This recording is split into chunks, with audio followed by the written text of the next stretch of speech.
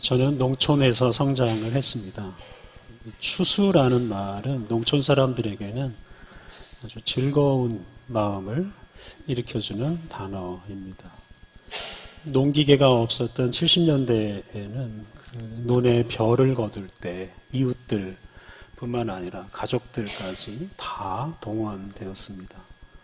저도 아주 어려서부터 벼를 베고 탈곡하는 일을 했습니다. 추수를 하면 무엇보다 쌀밥을 먹을 수가 있어서 좋았습니다. 그 당시에는 여름 내내 꽁보리밥만 먹고 살았습니다. 그러다가 이제 가을이 시작되면 쌀밥 먹을 날을 학수고대 했습니다.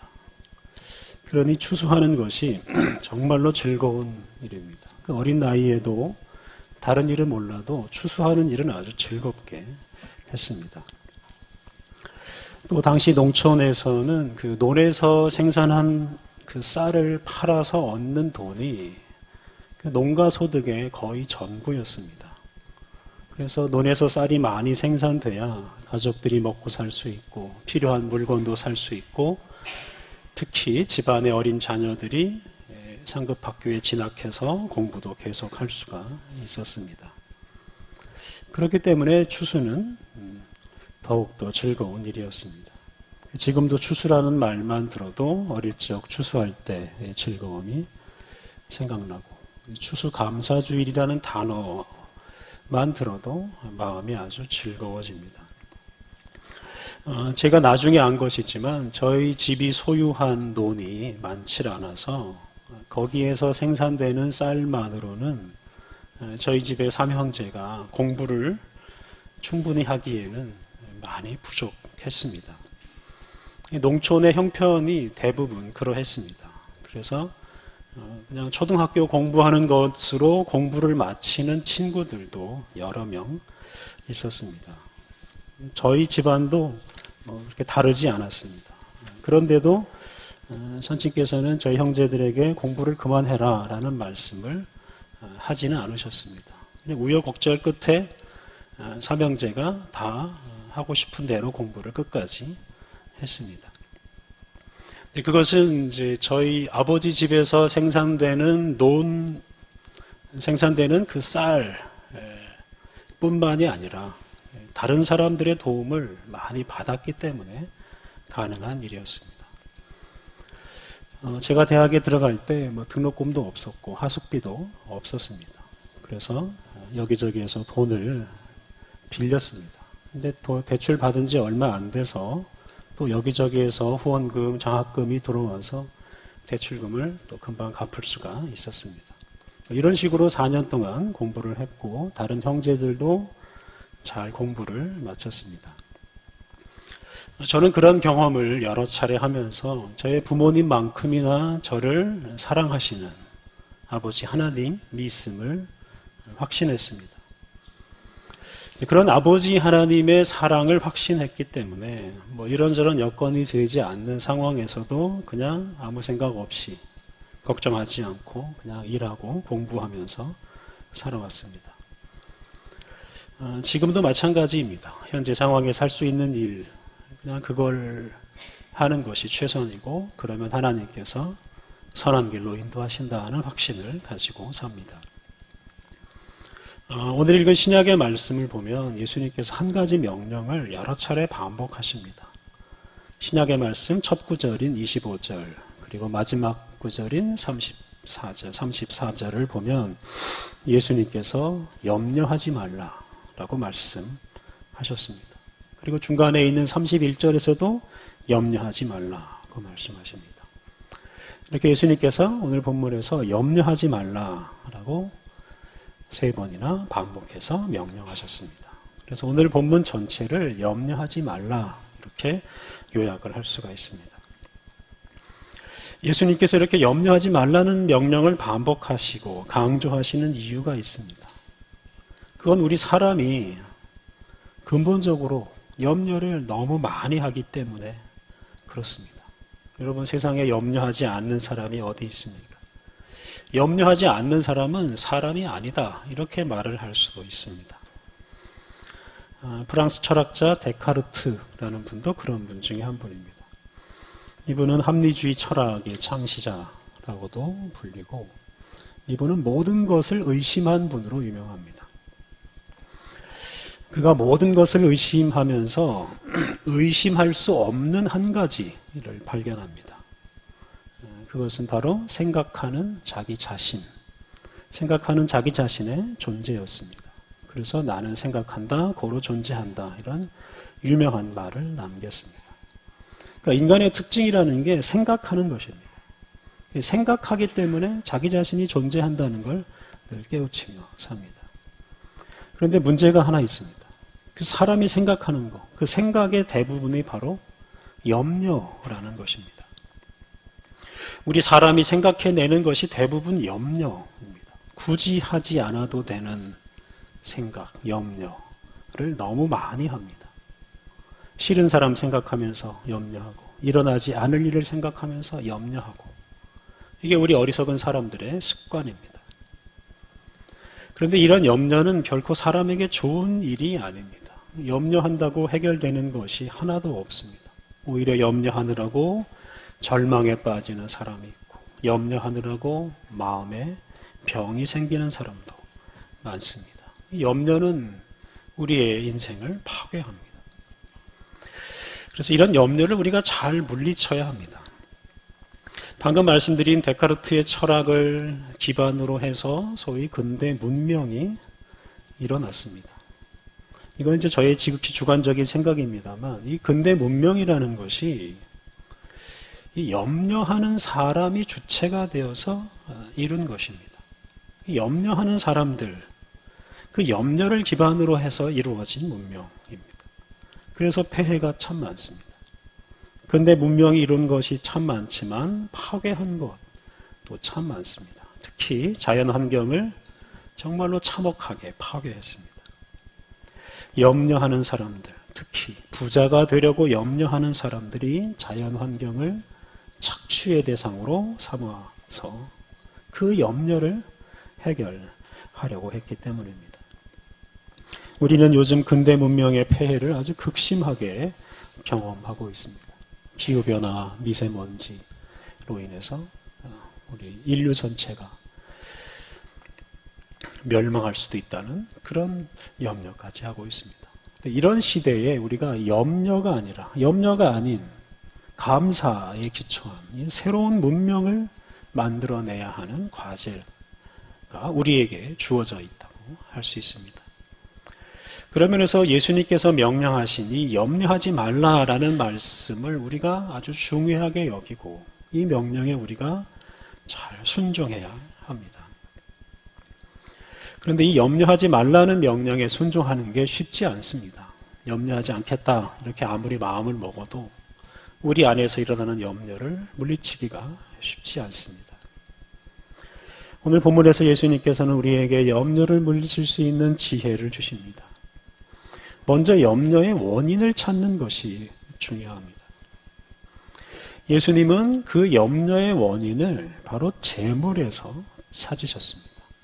먹는 음식, 입는 옷, 이것이 대표적인 재물입니다. 우리가 먹고 살기 위해서 재물이 필요합니다. 입기 위해서 또 재물이 필요합니다. 재물이 없으면 우리가 생존할 수가 없습니다. 뿐만 아니라 재물은 우리 인생을 포장하고 치장하는 도구가 됩니다. 어떤 것을 먹느냐, 어떤 옷을 입느냐에 따라서 사람이 달라 보입니다. 어떤 사람이 먹고 입는 것을 보면 그 사람의 경제적인 수준이나 사회적인 지위를 알 수가 있습니다. 그래서 단지 생존하는 차원을 넘어서 다른 사람보다 좀 더 나아 보이기 위해서 좀 더 좋은 것을 먹고 좀 더 좋은 것을 입으려고 노력합니다. 이게 곧 재물을 찾아다니는 인생을 요약하는 말입니다. 그리고 그것 때문에 끊임없이 염려에 시달리게 됩니다. 재물이 없으면 살 수 없고 재물이 없으면 나를 드러낼 수 없다고 생각하는 사람들은 재물의 노예가 되어서 끊임없이 염려하면서 삽니다. 이에 대해서 예수님께서는 재물보다 더 중요한 것에 대해서 말씀하십니다. 재물보다 더 중요한 것이 있습니다. 예수님께서는 우리의 목숨과 우리의 몸, 이것이 재물보다 소중하다고 말씀해 주십니다. 우리의 몸이 음식보다 소중하고 우리의 목숨이 의복보다 더 중요합니다. 우리 자신을 치장해 주는 재물보다 더 중요합니다. 그런데 재물 얻는 것에 집착하다 보면 자기 자신보다 재물을 더 소중하게 여기는 경우가 많습니다. 재물을 얻기 위해서 자기 자신을 버리는 사람도 많습니다. 재물 때문에 자기의 자존심을 버리고, 재물 때문에 건강을 버리고, 재물 때문에 정의를 버리고, 재물 때문에 심지어 목숨까지 버리는 사람도 있습니다. 그러면 결국 사람이 엉망진창이 되는 것입니다. 사람 같지 않은 사람, 괴물 같지 않은 사람이 됩니다. 재물에 집착하면 집착할수록 우리는 추해집니다. 우리 자신이 사라져버리고 우리 자신을 잃어버리고 맙니다. 재물에 대한 염려가 커지면 커질수록 우리 자신이 망가집니다. 그렇기 때문에 재물보다 우리 자신이 더 소중한 존재라는 것을 우리가 결코 잊어서는 안 됩니다. 우리 자신을 위해서 재물을 포기하고 버릴 수도 있는 용기가 필요합니다. 재물보다 우리 자신이 더 소중하다라고 말씀하신 예수님께서는 거기서 더 나아가서 재물이 없어도 살 수 있다, 이런 말씀을 해주십니다. 예수님께서는 우리에게 무엇을 먹을까 염려하지 말고 무엇을 입을까 염려하지 말라라고 말씀하십니다. 이 말은 곧 재물이 있어야 우리가 먹을 수 있고 재물이 있어야 우리가 입을 수 있다라고 생각하지 말라 하는 것입니다. 재물이 없어도 얼마든지 먹을 수 있고 입을 수 있다라고 말씀하십니다. 그렇다면 정말로 우리에게 재물이 없어도 우리가 먹고 입고 살 수가 있습니까? 예수님께서 이에 대해서 제자들에게 너희 하늘 아버지가 있다라고 말씀해 주십니다. 예수님은 재물보다 더 소중하고 재물보다 더 큰 분에 대해서 말씀하십니다. 우리는 재물 때문에 사는 것이 아니라 우리의 하늘 아버지 덕분에 살고 있다라고 예수님께서 말씀해 주십니다. 예수님은 공중의 새와 들의 백합화를 예로 드십니다. 공중의 새를 먹여주시고 들의 백합화를 입혀주시는 분이 바로 아버지 하나님이시라고 말씀하십니다. 공중의 새나 들의 백합화는 재물을 모으고 재물을 관리하는 일에 신경 쓰지 않습니다. 그럼에도 불구하고 그들은 잘 먹고 잘 입고 삽니다. 그들에게 아버지 하나님이 계시기 때문입니다. 예수님은 그 아버지 하나님께서 제자들과 또한 우리들을 먹이시고 입혀주신다고 말씀하십니다. 그러니 굳이 재물 때문에 염려할 필요가 없습니다. 그런 면에서 이 염려를 물리치는 길은 재물과 하나님 중에서 하나를 선택하는 것입니다. 재물이 아니라 우리에게 재물을 주시는 하나님을 선택할 때 우리에게 염려가 사라집니다. 오늘 읽은 본문 바로 앞에 나오는 24절을 보면 예수님께서 사람이 하나님과 재물을 겸하여 섬길 수가 없다라고 말씀하셨습니다. 그건 하나만 선택해야 된다라는 말씀입니다. 염려라는 말의 그 본래 의미가 마음이 나뉜다, 마음이 분열한다, 이런 뜻입니다. 하나님과 재물 사이에서 우리의 마음이 나뉘고 분열하는 것이 바로 염려입니다. 하나님도 섬기고 재물도 섬기려고 하다 보면 우리의 마음이 나뉘어서 염려가 생기는 것입니다. 그런데 우리가 이 하나님과 재물 사이에서 하나님을 선택하는 것이 바로 믿음입니다. 우리에게 하늘 아버지가 계시다는 것을 믿는 사람, 그 믿음이 있는 사람이 결국 하나님을 선택할 수 있습니다. 오늘 본문에서 예수님께서는 염려는 믿음이 작은 자들, 하는 것이다 라고 말씀하셨습니다. 이 염려는 아버지 하나님을 모르는 이방인들이나 하는 것이다 라고 말씀하셨습니다. 하나님이 우리의 아버지이심을 알지 못하고 믿지 못하는 사람이 염려에 사로잡혀 살고 맙니다. 결론적으로 말하면 우리가 염려하지 말라라고 하시는 이 예수님의 명령에 순종하는 길은 믿음으로 하늘의 아버지, 우리의 하늘 아버지이신 하나님을 선택하는 것입니다. 세상에 염려하지 않고 사는 사람이 없고 염려가 사람의 본성이라고도 할 수 있습니다만 다른 한편 염려는 선택의 문제라고 예수님께서 우리에게 말씀하셨습니다. 우리가 염려하지 않고 살아갈 수 있습니다. 우리가 믿음으로 우리의 하늘 아버지를 선택하면 우리에게서 염려가 사라집니다. 염려 대신 감사가 우리 안에 자리 잡고 그것으로 우리 인생을 또 우리가 사는 세상을 더 아름답게 만들어 갈 수 있습니다. 오늘 본문에서 예수님께서는 들의 백합화가 어떻게 자라는가를 보라고 말씀하셨습니다. 일반적으로 동물이 식물보다 우위에 있고 사람은 그 정점에 있다, 가장 높은 자리에 있다라고 말합니다. 그런데 예수님께서 우리 사람에게 식물을 보고 식물을 본받으라고 말씀하십니다. 사람이 식물보다 못한 면이 있기 때문에 이런 말씀을 하신 겁니다.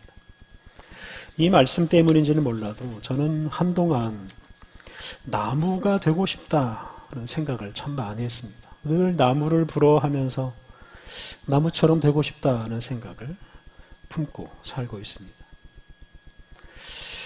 땅에 뿌리를 내리고 하늘을 향해서 잎을 펴고 그냥 한 곳에 머물러 있는 그 나무가 참 부럽습니다. 나무는 먹을 것을 위해서 이리저리 다니지 않습니다. 수십 년, 수백 년 동안 그냥 한 곳에 움직이지 않고 한 곳에 머물러 삽니다.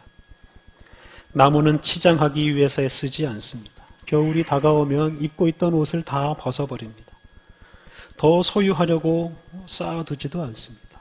그냥 그때그때 하늘과 땅이 주는 것으로 살아갈 뿐입니다. 오늘 본문에서 예수님은 우리에게 들의 백합화를 보라고 말씀하십니다.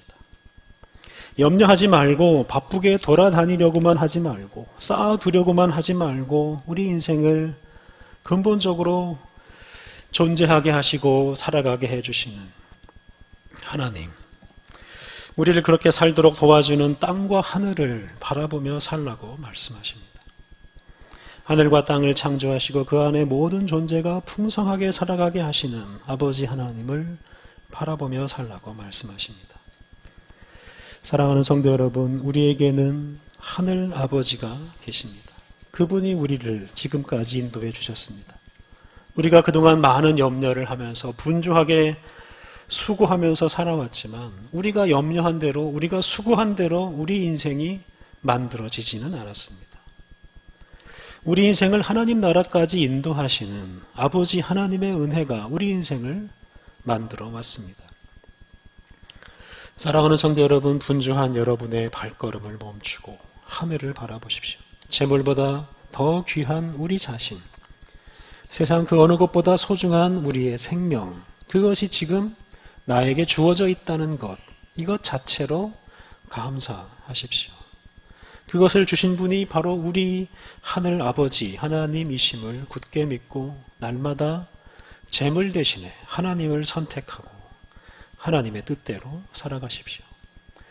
그러할 때 우리가 염려에서 벗어나서 날마다 감사하며 살 수 있을 것입니다. 또한 감사함으로 우리 인생과 이 세계를 더 아름답게 만들고 우리들은 하나님의 자녀답게 하나님 나라 백성답게 참으로 복된 인생을 살아가게 될 것입니다.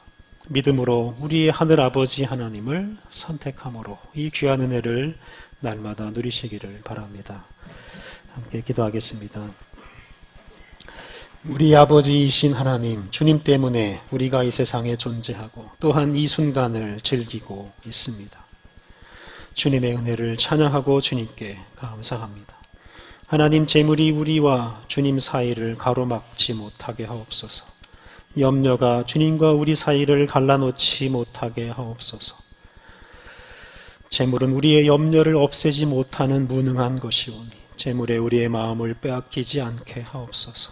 우리의 하늘아버지를 날마다 바라보며 우리의 하늘아버지에 대한 믿음을 굳게 하여 공중의 새와 들의 백합화처럼 묵묵히 주님이 주시는 은총을 누리며 감사하며 살게 하옵소서.